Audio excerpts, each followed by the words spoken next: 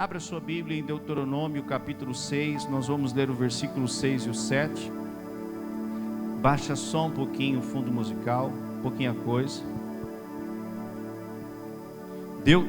Deuteronômio capítulo 6, versículos 6 e 7. Quantos estão prontos para o banquete? Estou falando da palavra, amém? Hoje não será mingau,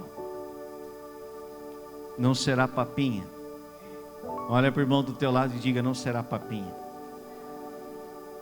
Vai ser churrasco, arroz com charque, feijoada, amém?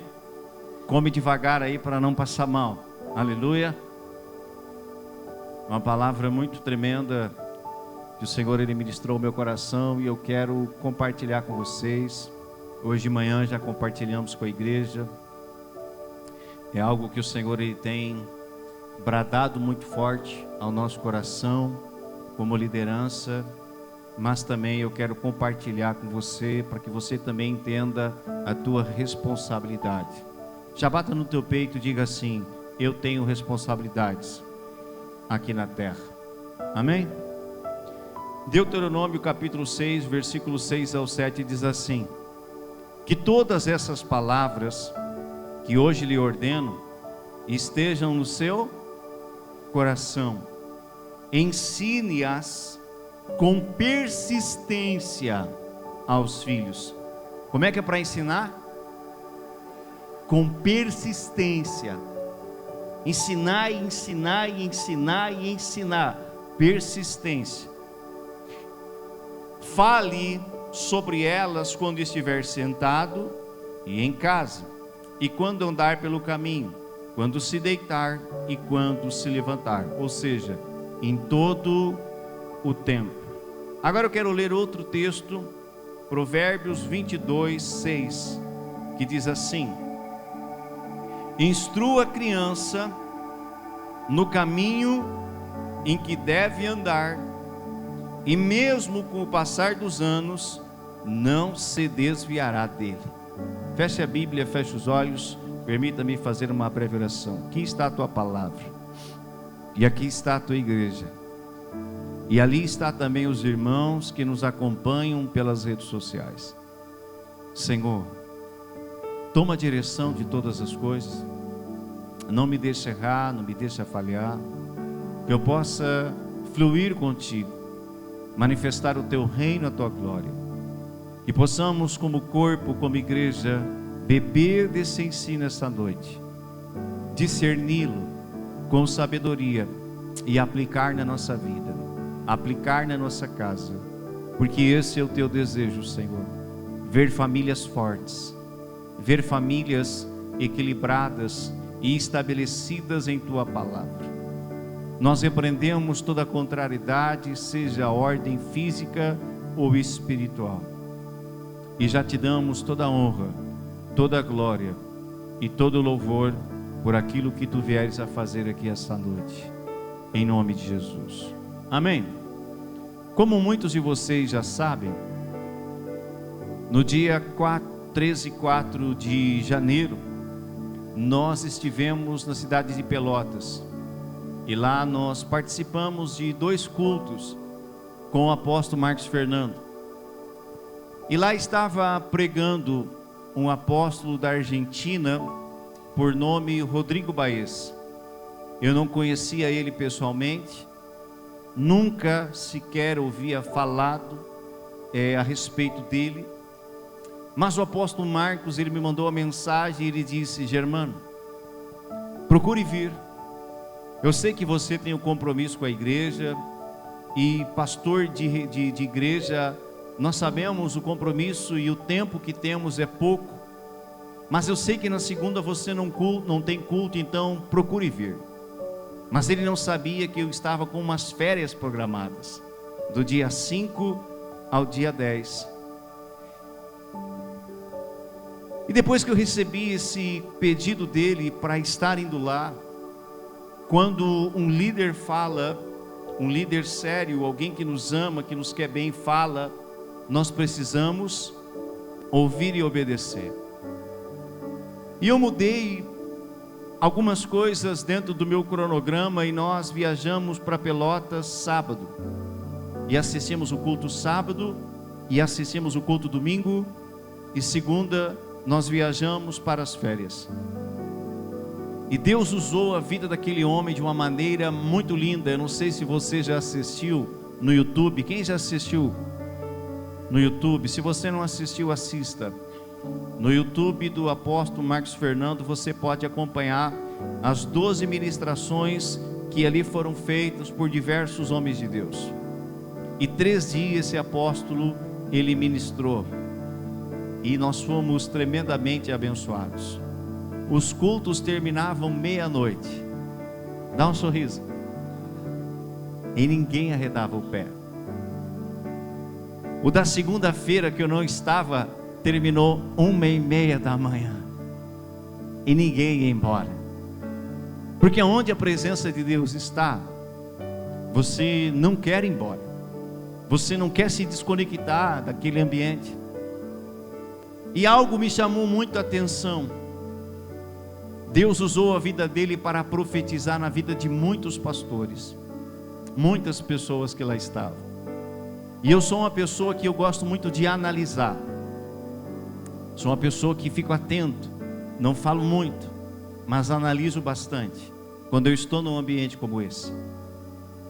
E uma das coisas que eu percebi dentro da profecia que o Espírito de Deus liberava por meio da vida dele era que os pastores, eles tinham uma responsabilidade de preparar os filhos para Deus. Eu vi ele entregar para 4 pastores diferentes uma palavra muito semelhante, aonde Deus levantaria os filhos deles com poder e autoridade sobre essa geração. E ali o Senhor, ele bradou muitas coisas ao meu coração. Então esta palavra, ela está linkada àquilo que eu vi o Espírito Santo falar naqueles dias. Então olhe para alguém e diga assim: preste muita atenção. Aleluia.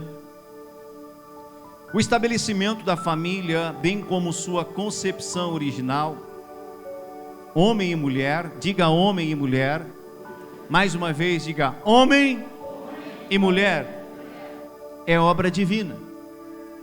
Não fomos nós que estabelecemos a concepção de família. A concepção original de família, homem, mulher e depois os filhos, que viriam por meio daquele casal, foi estabelecido pelo próprio Deus. Esta é a concepção divina de família. Aí eu te faço uma pergunta essa noite: será que Deus errou quando Ele estabeleceu esse modelo de família? O que você acha? Deus nunca erra. Então Deus não errou. A família, o modelo de família que Ele estabeleceu corretamente, com um propósito específico. E é no seio familiar que aprendemos lições importantes, que norteiam a nossa vida. É ali onde nascemos e recebemos o cuidado, o amor, o afeto, os ensinamentos, coisas culturais, coisas familiares, como trabalhar, como fazer certas coisas. Mas é ali também onde nós começamos a receber ensinos espirituais, não é verdade? É dentro do seio da família que grande parte ou a totalidade do nosso caráter é construída. É ali, fruto dos exemplos, fruto dos ensinamentos que nós estamos recebendo dos nossos pais, daqueles que convivem conosco, sejam avó, sejam avô, seja um parente. Então é dentro desse seio da família que o nosso caráter ele é formado. Ou seja, a família possui grande influência em nossa vida e também nas nossas escolhas. Família é importante, sim ou não? É importante, sim ou não? Sim. E o povo da aliança, agora falo de Abraão, de Isaac, de Jacó e daqueles que vieram do povo da aliança, do povo escolhido por Deus. Hoje no Novo Testamento todos nós somos o povo da aliança, amém? Mas eu estou me referindo agora ao povo hebreu, o povo que Deus escolheu para lhe fazer deles uma grande nação. E o Senhor disse para eles que eles deveriam ensinar os seus filhos, principalmente a respeito do Deus que eles serviam, das leis do seu Deus, dos grandes feitos do seu Deus, daquilo que eles poderiam fazer e daquilo que eles não poderiam fazer. Então os pais, eles receberam esta comissão de transmitir para os seus filhos as verdades eternas espirituais do reino de Deus. É por isso que a palavra de Deus deveria estar aonde? Arraigada no coração deles. Eles não tinham Bíblia como nós temos, o papel, o celular, o tablet, eles não tinham. Então eles precisavam gravar a palavra de Deus, os mandamentos de Deus aonde? No coração. E eles eram os responsáveis por transmitir este conhecimento, apresentar a Deus para os filhos, apresentar a lei de Deus para os seus filhos. Então eles precisavam ensinar a tempo e fora de tempo. Eles precisavam inculcar quem era Deus e as leis de Deus na mente e no coração dos seus filhos. Diga amém. E assim o povo crescia e se fortalecia, e a bênção do Senhor estava sobre eles. Quando eles obedeciam e andavam em obediência a Deus, Deuteronômio 28, a bênção de Deus estava com eles em todas as áreas das suas vidas. Porém, quando eles saíam da rota, a Bíblia vai dizer que Deus ele permitia que as maldições lhe alcançassem. Amém? O que você quer? Bênção ou maldição? Quanto quer bênção? Levanta a mão bem alto para o céu. Então eu e você temos que conhecer ao Senhor e a sua palavra, e não só conhecer, como obedecê-la. Aí nós estaremos andando debaixo da bênção de Deus, e as bênçãos dele vai fazer o quê? Vão correr e vão nos alcançar. Amém? A bênção de Deus, ela correrá, Marcelo, e nos alcançará quando nós estivermos debaixo da sua presença, em obediência aos seus estatutos. A bênção dele correrá, Leandro, e nos alcançará. A bênção de Deus tem te alcançado, sim ou não? Então Deus colocou o homem como cabeça da mulher. Redobre a atenção, que agora estou terminando a introdução e entramos no cerne da mensagem. Deus colocou o homem como cabeça da mulher, e como consequência toda a família, consequentemente toda a família, não só sobre a mulher, mas sobre os filhos também. Mas o que é isso? Ser cabeça? Deixa eu explicar para você. Efésios 5:23 diz: pois o marido é o cabeça da esposa, como também Cristo é o cabeça da igreja, que é o seu corpo, da qual ele é o Salvador. Significa que o marido tem um papel de liderança. Cadê os maridos? Levante a mão para o céu. Diga: Deus me chamou. Não, com explosão. Diga aí: Deus me chamou para liderar. Amém? Deus nos chamou para liderar, mas também para gerar provisão. Ouça isso. E proteção para toda a nossa família, para toda a nossa casa.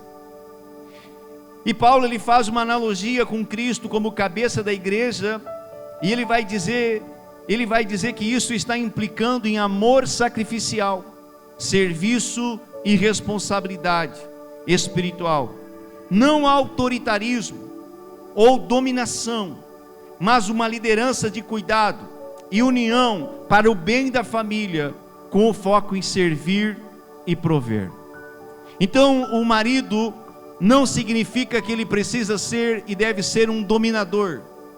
Mulher, cheguei em casa e quem manda aqui sou eu. Não é isso, amém? Não é isso. Tem muitos que entendem errado, e ali querem fazer as mulheres escravas, de tapete, de capacho, e não é isso que Paulo está dizendo, amém? Ele está dizendo que o homem tem responsabilidade dentro da casa. Ele é um sacerdote, diga sacerdote. Ele é um ministro de Deus. Ele é alguém importante que Deus criou e estabeleceu dentro da casa com responsabilidade. Então isso não era o papel da mulher, era o papel do homem. Apóstolo, você, como é que é a palavra? É machista? Não! Eu sei que hoje nós vivemos em um século diferente, onde homens e mulheres praticamente eles têm igualdade na sociedade e perante as leis, não é verdade? E mutuamente se ajudam, se auxiliam no sustento da casa, na educação dos filhos. Ou seja, nós temos hoje papéis muito semelhantes, mas diante dos olhos de Deus, a responsabilidade ainda pela família é do homem, principalmente a responsabilidade espiritual. Aleluia, está entendendo aí? Agora vem a comida forte, diga aleluia. Terminei a introdução, vamos lá. 50 minutos e eu encerro. Não, amém. Não, vai ser rápido, tá bom? Satanás, sabendo que se as famílias, deixa eu ler de novo. Satanás, sabendo que se as famílias continuassem vivendo no modelo estabelecido pelo Senhor, não teria muito êxito em seus propósitos. Assim, iniciou seus projetos para destruir a divina concepção da família. Satanás é alguém inteligente, esperto, sábio, ele tem sabedoria, amém? E ele não tem pressa de destruir a família e a humanidade. Então, vagarosamente ele começou a fazer o quê? A analisar. Se as famílias continuarem fortes, os filhos seguirão fortes, porque eles reproduzirão o que eles aprenderão com o pai e com a mãe.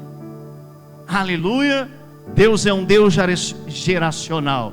Abraão, Isaque e Jacó, e assim por diante. Homens fortes, famílias fortes.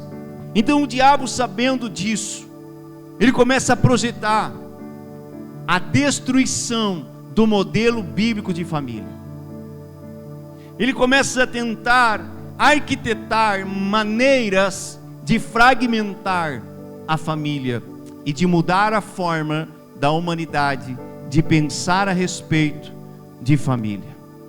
Sim ou não? Hoje estamos no século 21. E hoje, quando a gente fala em família, modelo familiar, quantos modelos de família vem à tua mente? Já não vem mais apenas o modelo tradicional. Hoje a nossa mente ela já está povoada a ensinos de modelos de família aleatórios e diversos. Estou mentindo ou estou falando a verdade? Não, está muito baixo. Quem concorda? Diga amém. Isso. E como que ele tem feito isso? Vagarosamente, sem pressa, de geração em geração. Não tem como tu destruir algo que está muito bem arraigado em uma geração. Então ele vai trabalhando de geração em geração, e de geração em geração ele vai enfraquecendo o modelo de família bíblico. Ouça isso. Quando você quer destruir um grande edifício, como você faz? Mais alto. Mais alto. Destrói primeiro as bases. Diga alicerce. Qual é a base da família? Quais é as leis que a família observava? Qual era o Deus que a família seguia? Qual era o princípio que Deus havia estabelecido? Então, se nós queremos destruir um pensamento que está arraigado e firmado dentro do coração de um homem e de uma mulher de Deus, nós começamos vagarosamente pelos filhos deles, porque não tem como você destruir o alicerce e a base que já está formado num homem adulto. Não tem. Se ele conhece o Senhor, ele conhece os mandamentos de Deus, por mais que pessoas venham falar outras coisas, ele vai se posicionar e dizer: não, eu conheço o meu Senhor, eu ando em aliança com Ele, eu conheço aquilo que agrada e desagrada, o meu coração está firmado, assim como os meus pés estão firmados na rocha, e não será a tua palavra que vai me arredar desse lugar. Mas então ele investe em quem? Diga: nas crianças, para começar a destruir a imagem da família que Deus estabeleceu. Então ele começa a destruir os fundamentos. Alicerce é fundamento.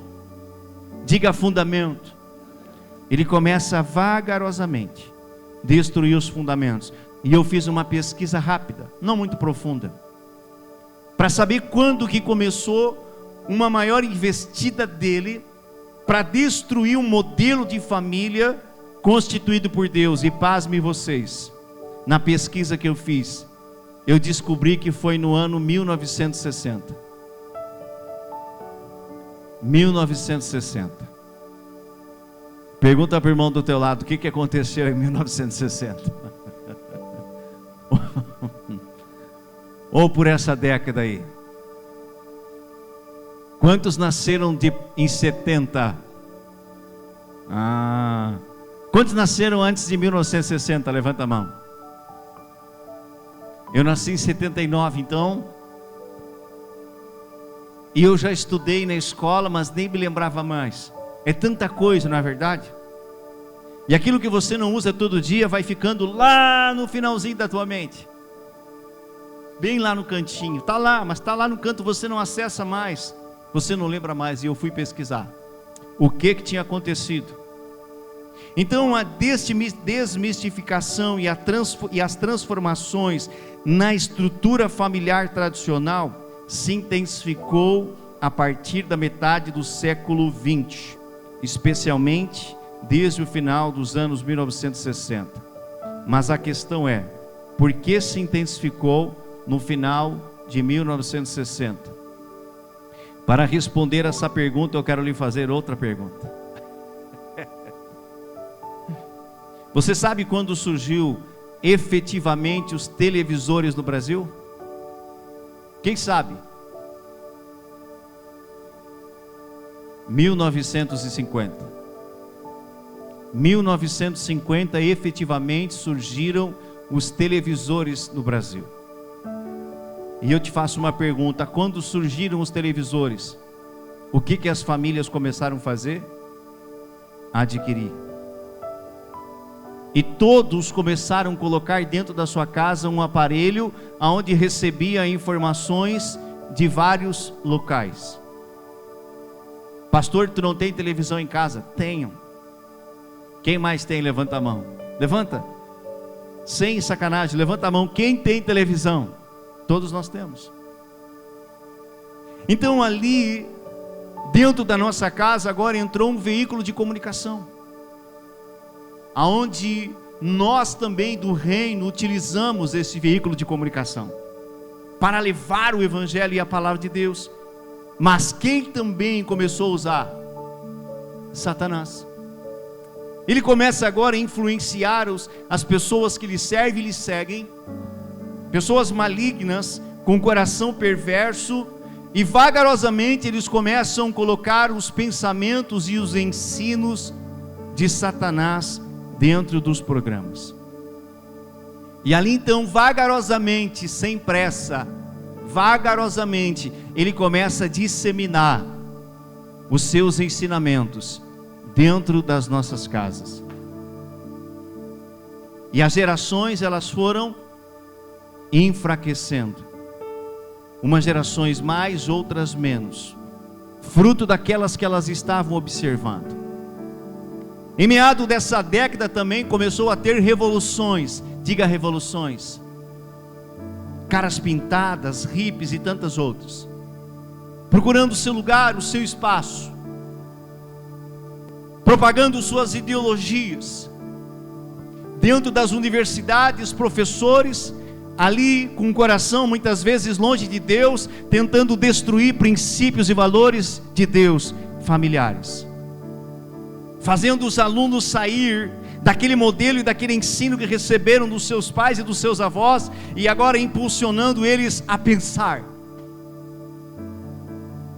Eu sei porque eu também já estive dentro de uma sala de aula de faculdade.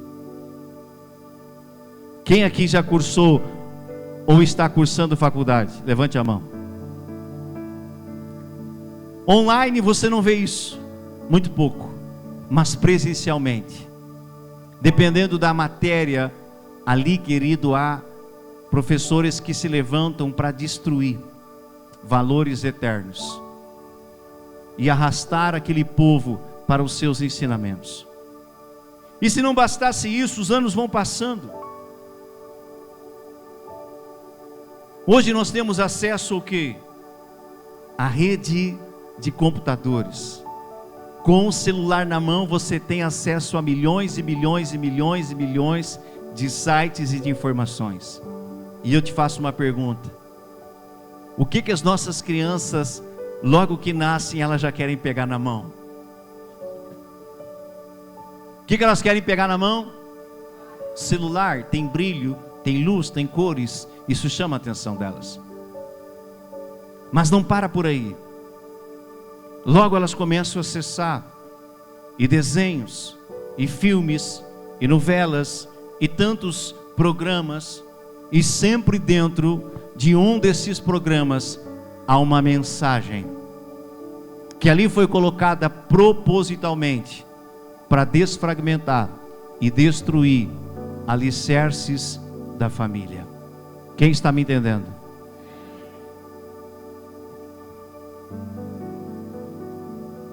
E assim, com o passar dos anos, as próximas gerações já estariam abertas aos pensamentos e às ideologias que ele dissemina.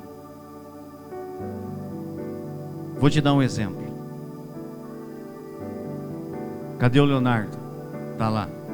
Quando você começou a trabalhar, a cursar o teu curso de odontologia, e ali começar a dar a injeção, ver sangue, o que você sentia? Como você ficava? Nervoso? Angustiado? E hoje você fica? Por quê? Acostumou-se a ver aquilo. No primeiro momento você toma um choque.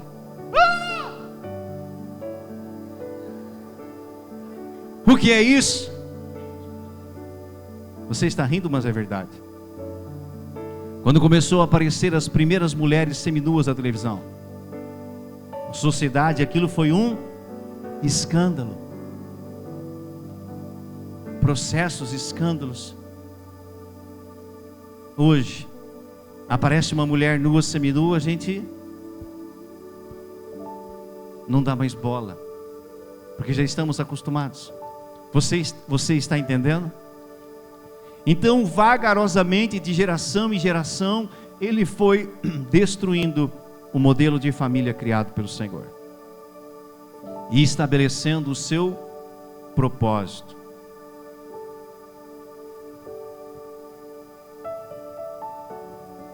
E nós, pais, físicos e espirituais, nós precisamos lutar por essa geração.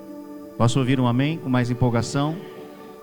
nós que somos pais físicos e espirituais, nós precisamos lutar por essa geração. O mundo lá fora não vai lutar pela família. O mundo lá fora não vai lutar por esse ideal. Quem precisa lutar pela família, quem precisa lutar por essa causa, somos nós, a igreja do Deus vivo que ainda está na terra. Nós somos aqueles que têm uma tocha sobre as mãos. Nós somos aqueles que temos uma candeia, que temos uma luz, que temos uma palavra, que temos um compromisso com os céus aqui na terra. Nós somos chamados a ser sal e a ser luz. Aleluia. Então eu e você precisamos conduzir a próxima geração à presença de quem? De Deus. Ensiná-los a respeito de Deus, ensiná-los a respeito da nossa fé, mas não só ensinar com palavras, mostrar para eles que verdadeiramente eu e você somos um homem e uma mulher de Deus, pelo testemunho, pelo exemplo. Os nossos filhos têm nos visto orar. O seu filho tem visto você orar? O seu filho tem visto você jejuar? Ele tem olhado para a tua esposa e tem perguntado aonde está o pai, que ele não está na mesa, almoçando. O seu filho já ouviu a sua esposa dizer para ele: o pai está no quarto, porque ele está de jejum, ele está se santificando e buscando a face de Deus. Ele já ouviu isso? Se ele não ouviu, ele precisa ouvir, porque os nossos filhos, eles vão reproduzir aquilo que eles estão vendo aonde? Dentro da nossa casa. A minha família não era cristã quando nós éramos pequenos e adolescentes, e eu olhava para o meu pai e eu dizia com todas as letras: quando eu crescer, eu não quero ser igual ao meu pai. Eu não quero fazer as mesmas coisas que o meu pai está fazendo. Quando eu cresci, o que eu comecei a fazer? A mesma coisa. Porque nós reproduzimos o que aprendemos. Isso é uma verdade. Então os nossos filhos e as gerações que virão, eles vão reproduzir o que eles estão vendo aonde? Dentro da nossa casa. O seu filho já escutou o teu gemido e o teu choro dentro do quarto? Buscando a Deus e orando por ele, orando pela esposa, orando por alguém, chorando diante de Deus. Teu filho já ouviu? Se ele não ouviu, ele precisa ouvir. Ele precisa ter essa referência. Ele precisa crescer vendo o pai e a mãe se honrando e se respeitando. Ele precisa ver o pai e a mãe se tratando com honra e com amor, e vendo também eles tratar o filho com respeito e com amor. Ele precisa ver isso dentro da família, porque a família é o primeiro lugar aonde ele está inserido, e aonde ele reproduzirá o caráter que ele está aprendendo. Você está entendendo a importância da tua casa? Você está entendendo a importância de uma família? De um sacerdócio verdadeiro dentro de casa? Você está entendendo? Estou indo para o fim. Já prepara o vídeo. Nós precisamos deixar um legado a ser seguido por eles. Eu e você temos que deixar um legado a ser seguido pelos nossos filhos físicos e espirituais. Assim como Cristo deixou um legado para a igreja e para os seus discípulos. Aleluia. Essa é a nossa geração. Bata e diga assim: é a minha geração. Diga: eu sou responsável por ela. Diga: eu vou me esforçar para que a próxima geração seja melhor do que eu sou. Aleluia. Cristo, em sua forma humana, exaltou o Pai, nos mostrou a importância da paternidade. Uma família que não tem, os filhos que não têm a figura paterna, quando ele cresce, ele não consegue se relacionar direito com Deus, porque na sua infância e juventude, adolescência, ele não tinha a figura paterna, e isso afetará a sua vida com o Senhor, com o Criador. Então ele precisa identificar a figura paterna dentro da casa, o pai, a mãe, o líder, e depois o Senhor. Satanás tem procurado destruir a família, mas principalmente a figura do pai e da paternidade. Quando você olha os patriarcas, antes deles serem recolhidos, era como se Deus avisasse a eles: Abraão, está findando os teus dias. Isaac, está findando os teus dias. Jacó, vou te recolher. O que eles faziam? Chamavam os filhos na beira da cama e faziam o quê? Colocavam as mãos sobre eles, profetizavam e abençoavam. Aleluia. E aquilo que eles estavam liberando, profetizando, aquilo se estabelecia sobre a vida dos filhos. Pais e mães que estão aqui, o que você tem liberado? Que palavras você libera sobre a vida do teu filho e da tua filha? Quais as sentenças? De vida ou de morte? Que palavras eles ouvem sair da tua boca com respeito a eles? Isso é muito importante. Diga amém. Eu vou te convidar a assistir um vídeo e depois vamos nos levantar e seguir o culto. Você vai ouvir uma profecia que foi nos entregue como casa e como família. Talvez você já viu nas minhas redes sociais. Eu não sou de postar, mas essa eu fiz questão de postar. Toca o vídeo.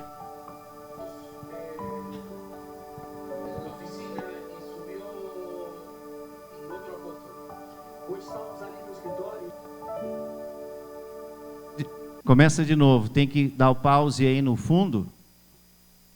Quer ensinar o...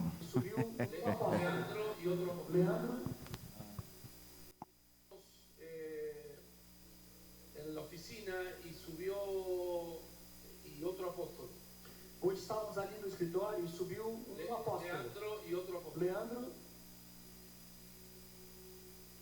Ah, ok. Perdón, estoy medio corto de vista. Germano.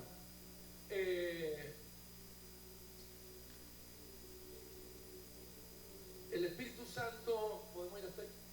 El Espíritu Santo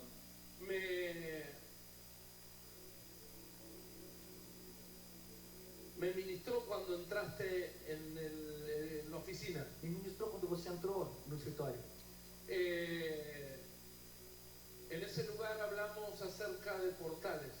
Naquele lugar então nós falamos sobre portais. Y cuando entraste, então quando entraste, el Espíritu Santo me dijo algo y ahora es como que lo puedo entender. O Espírito Santo me falou algo e agora eu consigo entender. Y no es solo para vos. E não é só para você. Veo un nombre. Eu vejo um nome. Sería en Argentina el nombre sería Cristina. Na Argentina seria Cristina. Pero acá termina con E. Agora aqui termina com E. O sea, Cristine. Cristine. Y es tu esposa. Eso es un alivio para mí. Isso é uma... Pero acá dije correcto, ¿no? Mas aqui diz correto, né? Ok. Veo que tus generaciones, eu vejo que as tuas gerações, sea no solo natural, sino hijos naturales, não são filhos naturais que eu vejo. Talvez sim. Talvez sejam. Pero veo como hijos, muchos hijos espirituales. Eu vejo como muitos filhos espirituais. Que tendrán una gracia. Que terão uma graça. O sea, será una herencia que sale de ustedes. Ou seja, será uma herança que sai de vocês. O sea, ellos fluirán en eso porque recibirán esa herencia de ustedes. Ou seja, eles vão fluir nisso porque receberão de vocês essa herança. Serán hombres y mujeres. Serão homens e mulheres que vivirán en el lugar donde habita la presencia. Que vivirão no lugar onde habita a presença. Lo explico bien. Eu vou explicar bem. Como Samuel. Como Samuel. Samuel es el que dormía. Samuel é aquele que dormia. Donde está el arca. Onde estava a arca. Y eso es lo que me dice el Espíritu Santo para todos sus hijos. E é isso que Deus me falou pelo Espírito Santo para todos os filhos. Los que van a reposar. Serão aqueles que vão repousar. Donde está el arca. Onde está a arca. De hecho veo a un Samuel. Então eu vejo um Samuel. Que el Espíritu Santo me dice que aun cuando no esté sobre esta tierra. Eu vejo então como um Samuel que ainda que não esteja nesta terra, quando a gente hable desse Samuel, quando as pessoas falam desse Samuel, a gente se sanará. As pessoas vão ficar curadas, se restaurará, serão restauradas e será cheia do Espírito Santo. Serão cheias do Espírito Santo. Esse Samuel, esse Samuel, um niño, um varão, um homem, um varão. Eu lo veo como que desde temprana edad Dios lo escogió para vivir uma dimensão profética. Então desde a idade pequena eu vejo ele como Deus o escolheu para viver uma dimensão profética. Uma dimensão profética. Pero todavía no es el tiempo de que hable. Ainda não é o tempo que dele falar. Sino que es el tiempo donde va a escuchar. Mas esse é o tempo que ele vai escutar. Deus me disse 7 anos van a instruirlo. Deus me disse você vai instruir os 7 anos. E então abriré as portas das nações para ele. Então vou abrir a porta das nações para ele. Será um niño que conmoverá los quiciales de las puertas y los cimientos de las naciones. Então vai ser um filho que, desculpe, me perdi. Que hará temblar las puertas y los cimientos de las naciones. Que farão estremecer as portas e os cimentos das nações. Porque levantará detrás de él. Porque vai se levantar atrás dele a uma geração de niños profetas. Uma geração de crianças proféticas. E todo isso é porque a herança de vocês. E tudo isso é porque a herança de vocês se resume em esto. Se resume nisto. Em que Cristo para cada uno de nosotros tiene una manifestación. Cristo para cada um de nós tem uma manifestação. Pero para ustedes, mas para vocês, Él se reveló de una sola forma. Ele se revelou de uma só maneira. Y la más importante en su ministerio. E essa é a mais importante em seu ministério. Es que Cristo para ustedes, que Cristo para vocês, es Cristo Rey de gloria. É Cristo Rei de glória. Y esa gloria va a manifestarse a través de ese niño a las naciones en esta temporada. Aleluias. Você entendeu? É a quarta vez que Deus ele nos fala a mesma coisa. Antes do Samuel nascer, da minha esposa engravidar, em uma vigília no monte, Deus ele toma um jovem de 14 anos e enche do Espírito. E esse jovem começou a profetizar na vida de muitas pessoas. Mas quando ele chegou na minha frente, ele começou a dizer: Deus vai te dar um filho. E ele começou a falar a respeito do meu ministério pessoal. Mas ele disse assim: Deus te dará um filho. E ele começou a falar a respeito do ministério que Deus tem com ele. E o Senhor disse assim: cuide bem dele. Satanás não conseguirá contra a vida dele, mas ele vai tentar removê-lo da minha presença por meio de companhias erradas. E eu guardei aquela palavra no meu coração, e eu tenho vigiado isso, porque eu sei que uma companhia errada, ela pode influenciar uma criança que ainda, um jovem que ainda está em formação. E por que o Senhor ele falou 4 vezes? Por 4 pessoas distintas e diferentes. Quando Deus ele fala mais de uma vez, é porque Ele quer nos chamar a atenção.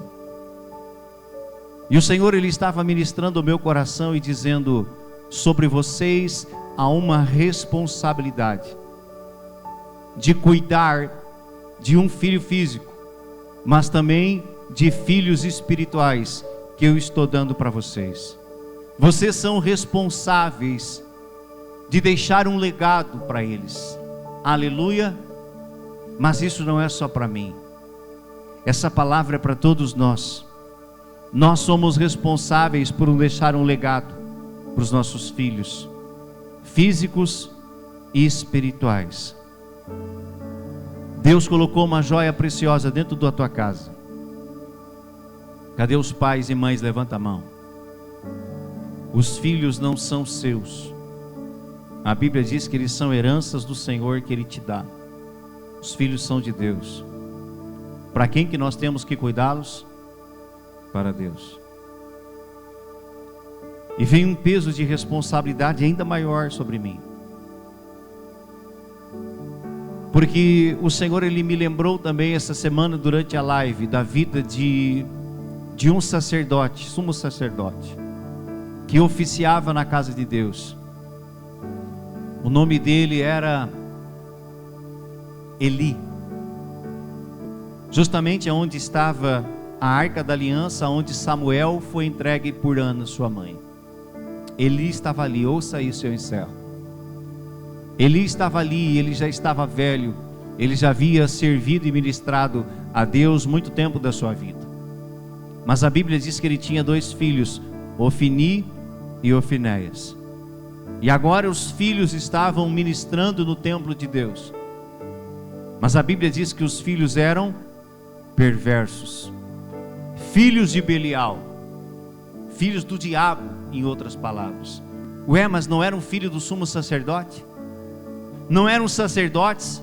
Não estavam ministrando na casa de Deus? E como a Bíblia diz que eram filhos de Belial? Porque eles estavam ministrando da maneira que desagradava o coração de Deus. Deus havia reprovado eles.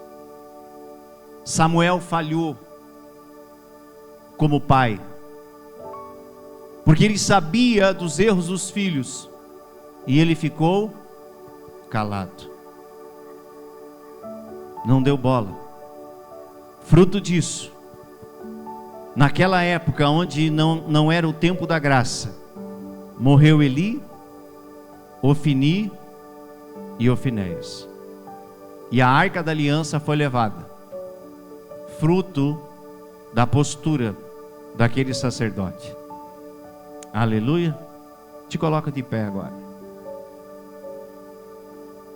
Vai digerindo esse alimento durante a semana. Aleluia.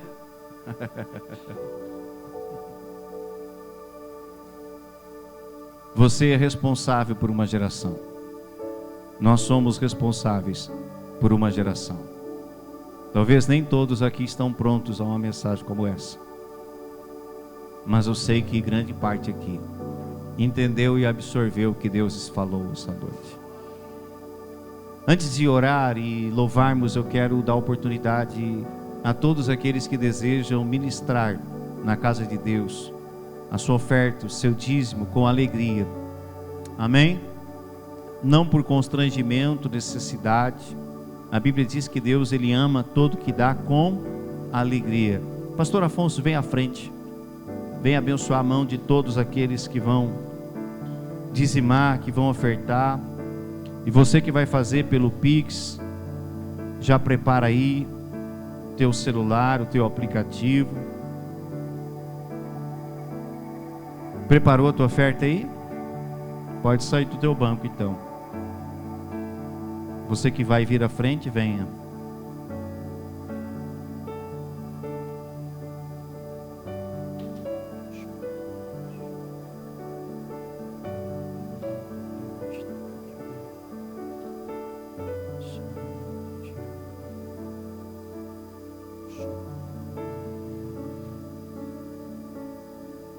Pais que estão aqui,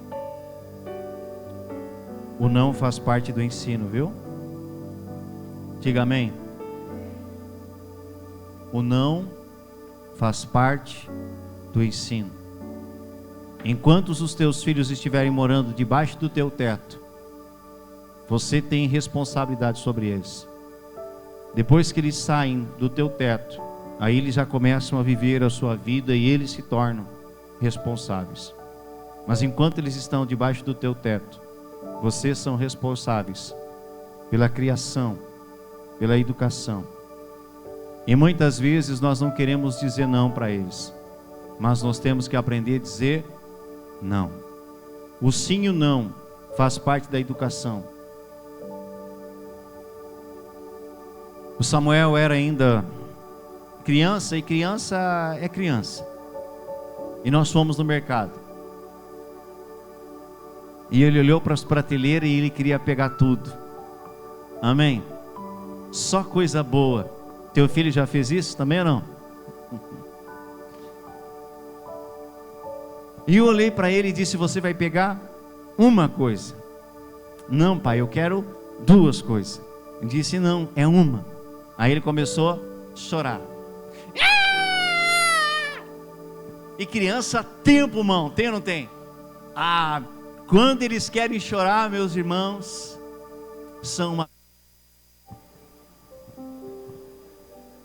E eu olhei para ele e disse: para de chorar.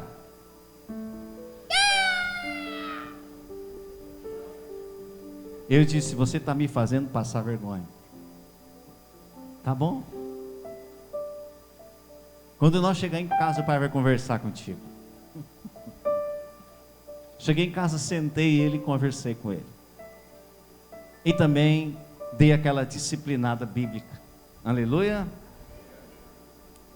Na próxima vez que fomos no mercado: pai, posso pegar uma coisa? Pode, filho. Aleluia. O não faz parte do ensino. Ele é poderoso e tremendo. Amém? Senta um pouquinho, rápido, que eu quero dar oportunidade para a irmã Adriana compartilhar o testemunho. Vem cá, se tu podes. Adri, sobe por lá, porque nós estamos sem o degrau aqui, o degrau está lá em cima. Sobe por lá. Quantos sabem o que a irmã Adriana e a família passaram? Levanta a mão para o céu. Ok. Nagasúbia. Aleluia. Boa noite, igreja. Estou aqui para falar sobre o que eu passei de setembro para outubro. Fui diagnosticada com câncer severo no útero, ovário e apêndice. De lá para cá eu passei 2 meses praticamente sem comer e sem beber, tendo fome e não podendo comer, tendo sede e não podendo comer. Mas Deus foi tão misericordioso comigo que hoje eu estou aqui para contar o meu testemunho e pedir para vocês que nunca esqueçam que Deus pode todas as coisas. E se hoje eu estou aqui caminhando, é por Ele, por toda a intercessão que a igreja fez por mim. Muito obrigada, gratidão a todos, todas as orações que foi destinada à minha saúde, e por hoje eu estou aqui. No sábado agora eu tive lá para fazer a consulta em São Gabriel. O médico disse que a minha cirurgia foi uma cirurgia muito difícil. Antes de eu entrar na própria sala de cirurgia, ele me disse: eu ainda tenho 15 minutos para ver como eu vou te operar. E ele, acho que não esperava em ter que retirar tanta coisa, porque o volume do câncer era muito grande. Tipo, eu não tinha a posição de estar sentada, nem deitada, nada. O senhor sabe, porque me acompanhou, né, pastor? Mas Deus deu a direção para ele. Eu ainda disse: doutor, não se preocupe, porque o meu Deus é que vai dirigir essa cirurgia e eu vou sair bem. E hoje eu estou aqui para testemunhar o grande feito que Ele fez na minha vida. E é uma coisa que não tem explicação: sair da morte e ressuscitar. e hoje eu fui ressuscitada pela mão de Deus. Gratidão. Muito obrigada, igreja.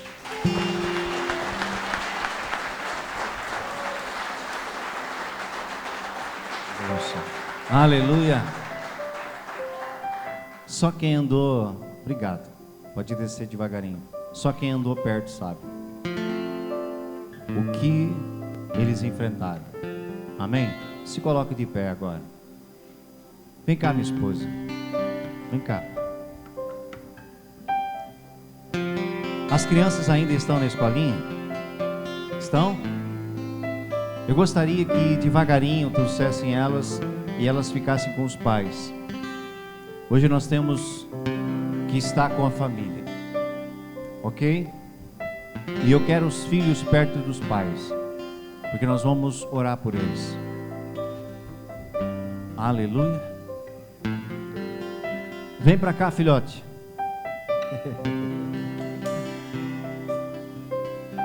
Vem para cá. A mamãe também. Cadê minha esposa?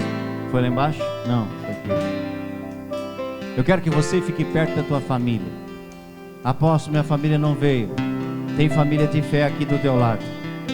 Eu não quero que ninguém fique sozinho. Eu quero que você fique perto de alguém.